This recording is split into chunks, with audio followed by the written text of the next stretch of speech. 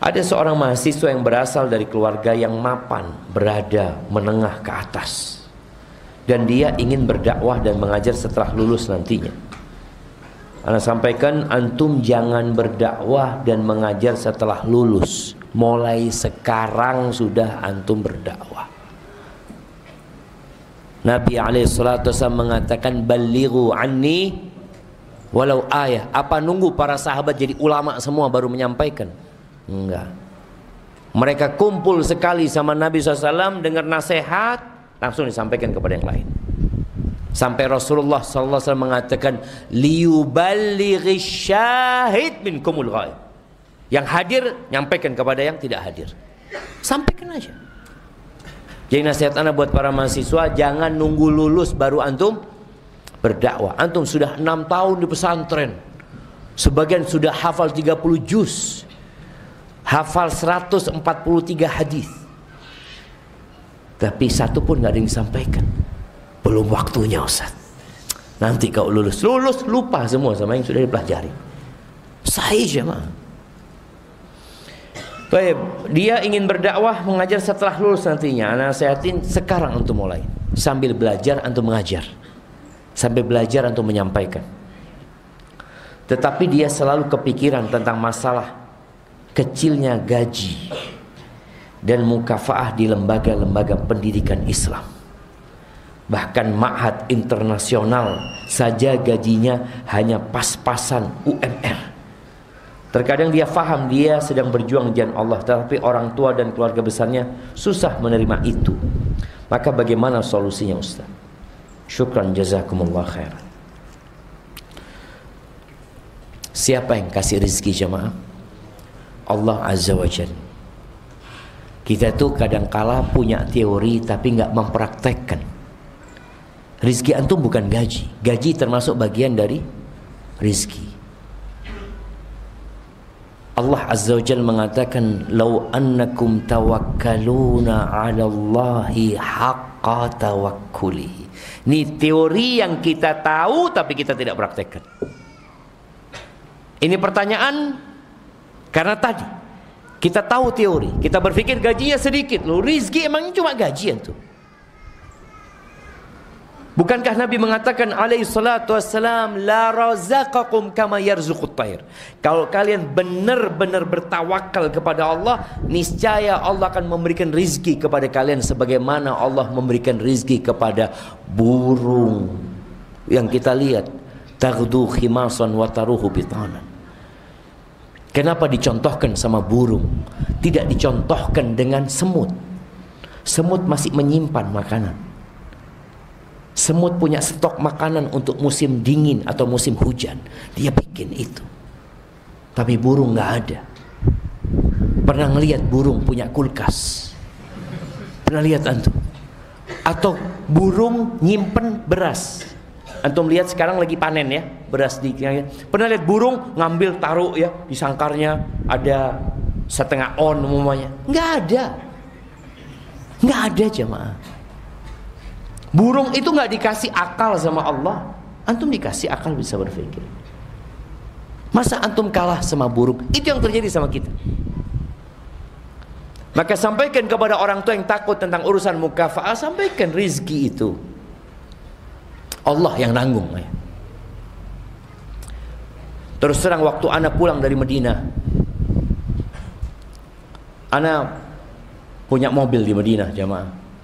Anak jual mobil itu ke Ustadz Sufyan Baswedan, Dr. Sufyan Baswedan.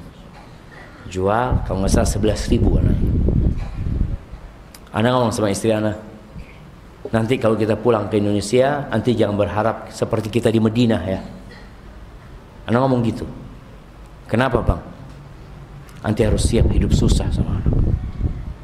Di Madinah kita nggak punya masalah. Tetangga kita semua mahasiswa, yang urusan kita cuma sekolah, belajar, masjid, sudahlah nggak ada urusan sama orang-orang itu jamaah. Nanti harus sabar berhadapan dengan manusia. Dan anak sampaikan, mungkin kita nggak bisa makan enak-enak seperti di Madinah. Karena terus terang di Madinah itu makanan murah jamaah. Murah makanan di situ, ada subsidi dari pemerintah. Jadi roti itu 1 real, ya Allah, dapat 6 biji besar-besar. 1 real. Kita sarapan 2 real sudah cukup buat anak 4. 1 real, 2 real, 2 real itu 8.000.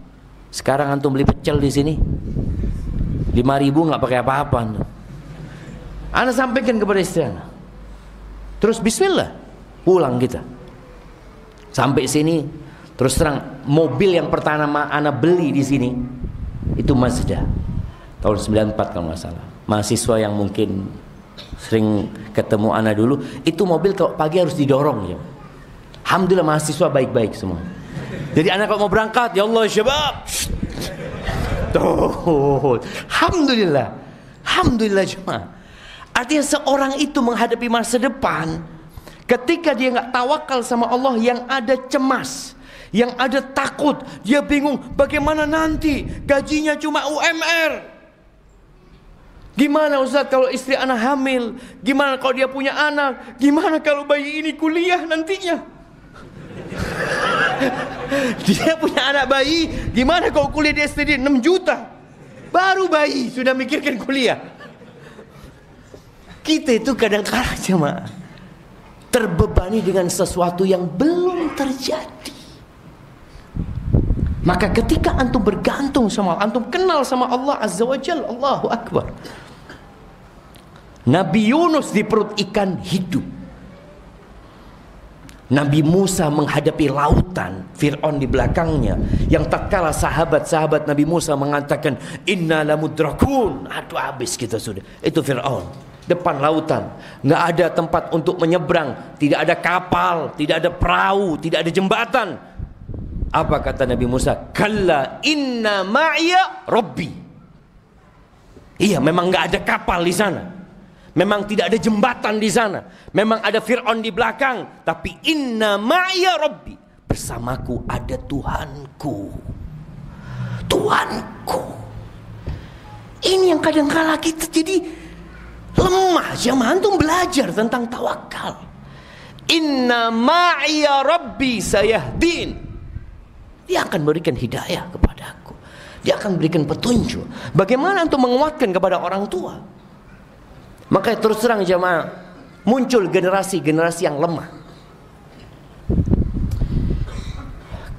Kemudahan, kenyamanan itu menciptakan generasi yang lemah. Maka nasihat anak buat mahasiswa, nggak ada lagi yang laundry. Waduh Ustaz, anak berbagi rezeki sama tukang laundry. Oh, Masya Allah. Cuci sendiri antum. Ana di Medina 4 tahun cuci sendiri. Nggak ada gitu. Cuci sendiri. Di Ma'had 6 tahun cuci sendiri. Ngabdi di pondok kita cuci sendiri. Lulus pondok ke Lepia, kita satu rumah sama kawan-kawan, semuanya cuci sendiri. Muncul generasi mahasiswa, baju kotor masukin kresek. Besok bersih. Antum ngapain? Wallah Ustaz, belajar, murojaah. Nggak ada. Main handphone yang ada. Iya Ustaz, anak kalau nyuci itu ya ngambil waktu main game Ustaz. Astaghfirullahaladzim. Lah jamaah, antum perlu nyuci sendirian. Sehingga pikiran-pikiran seperti anak tadi muncul generasi yang lemah jamaah. Yang takut dengan masa depan, cemas gimana. Ketika nanti ada doa antum Masya Allah, antum Masya Allah. Anda sampaikan ke beberapa mahasiswa. Sekarang nih mahasiswa STD belum lulus sudah ada yang datang. Sudah ada yang menawarkan pekerjaan. Kita lulus dari Medina, tidak tahu mau kemana dulu. Tidak tahu. Ustadz STDI yang ngajar di sini yang awal-awal ya, Dr. Ali Misri ya, Ustadz Nur Ihsan Silviantara, Ustadz Nur Khalis, Ustadz siapa lagi? Ada 5 Ustadz itu. Ustadz Muhson, Ustadz Misbah mungkin. Ada yang lainnya, Pak Wahyudi. Itu jamaah gajinya kita yang patungan di Madinah. Mahasiswa Madinah itu patungan. 50, ada yang 10 real, ada yang 5 real. Mereka datang untuk berdakwah. Mereka bagaimana nanti? Antum melihat bagaimana Allah membuka rizki buat mereka jamaah. Allah yang kasih rizki, bukan tempat antum kerja yang kasih rizki. Tapi ketika antum berpikir, anak akan bekerja di sini, ini yang kasih rizki anak cuma sekian. Kemana Allah Azza wa Jalla yang antum setiap salat mengatakan Allahu Akbar? Subhanallah, ada tukang buah jamaah, jualan buah di pasar. Di rombongnya itu ada tulisan bahasa Arab, ini kayaknya di Yaman atau di mana. Tulisannya itu, kaifa akhaful faqra wa ana Abdul Ghani. Gimana aku takut kefakiran sedangkan aku hambanya yang maha kaya.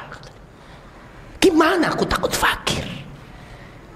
Tapi di sini antum nggak merasa antum tuh hamba Al-Ghani, Allah yang maha kaya jemaah. Kita merasa rizki itu dengan antum bekerja, dengan antum berusaha, antum baru dapat rizki. Enggak. Dengan istighfar pun antum dapat rizki. Tadi tawakal. Wa man yatawakkal 'ala Allah fahuwa hasbuh. Wa man yattaqillah yaj'al lahu makhrajan wa yarzuqhu min haitsu la yahtasib.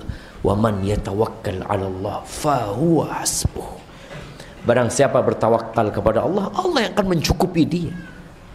Antum banyak-banyak mengatakan hasbunallah wa ni'mal wakil. Cukup Allah. Bukan cukup tabungan antum, bukan cukup usaha antum. Anak punya ini, anak punya ini. Enggak cukup itu semua. Siapa yang cukup? Allah cukup buat kita. Dunia ini enggak cukup. Kalau Allah mau ambil, habis semua. Alhamdulillahi Rabbil Alamin.